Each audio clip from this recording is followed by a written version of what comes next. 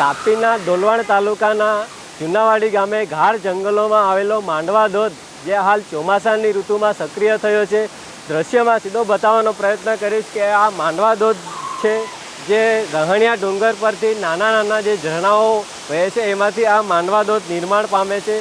વાત કરીએ માંડવા ધોધની તો અહીં સુધી પહોંચવા માટે 3 થી 4 કિલોમીટર જેટલું જંગલમાંથી પગપાળા આવવું પડે છે, જે એક સહેલાણીઓ માટે એક રોમાંચક અનુભવ કરાવી શકે તેમ છે। જોકે આ માંડવા ધોધ હાલ સુધી બહુ જાણીતો છે, ત્યારે અહીં ખાસ કરીને સહેલાણીઓ અહીં આવતા નથી। જોવા જઈએ તો આસપાસના ગામના લોકો જ અહીં ધોધને નિહાળવા માટે આવતા હોય છે। અમારા ચુનાવાડી ગામમાં રહણિયા ડુંગરે માંડવા ધોધ તરીકે અહીંયા પડે છે, જે ચોમાસામાં ખીલી ઉઠે છે અને અહીંયા આવવા માટે રસ્તો નથી, તો પગદંડી રસ્તો તરીકે ઉપયોગ કરવામાં આવે છે અને અમને એમ ચાલતા પણ આવવાની મજા આવે છે। અને આ દર ચોમાસામાં આવી રીતે ખીલી ઉઠે છે, જે આજુબાજુના ગામોથી અમુક લોકો ફરવા આવે છે, પણ રસ્તા ના હોવાના કારણે આ પ્રવાસીઓ લોકો અહીંયા આવી નથી શકતા અને જે જાણીતા છે એ લોકો આવે છે।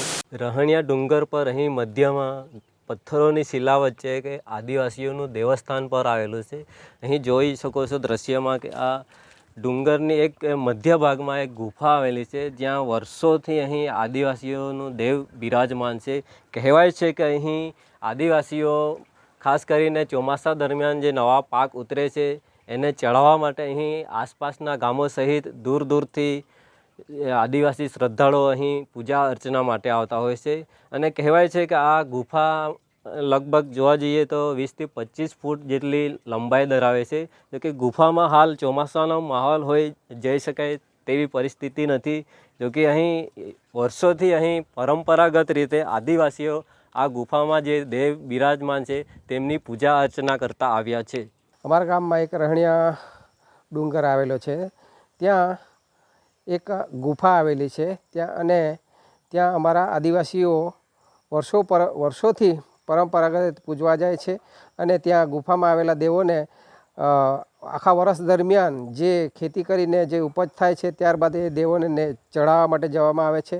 અને એ ડુંગર પર ખૂબ સરસ નાના નાના ઝરણા આવેલા હોય છે અને એ નાના ઝરણાઓ ભેગા થઈને એક ખૂબ સરસ મજાનો માંડવા ધોધ આવેલો છે, જે પ્રકૃતિમાં એકદમ ચોમાસામાં સોળે કળાએ ખીલી ઉઠે છે અને માણવાલાયક સ્થળ છે। આ રહણિયા ડુંગર અમારે એવી રીતે ઓળખાય છે કે અંદર એક ગુફા આવેલી છે, એમાં લોકો દૂર દૂરથી આવે છે અને બધા માને છે, જેવી રીતે માને એનું કામ સફળ થાય।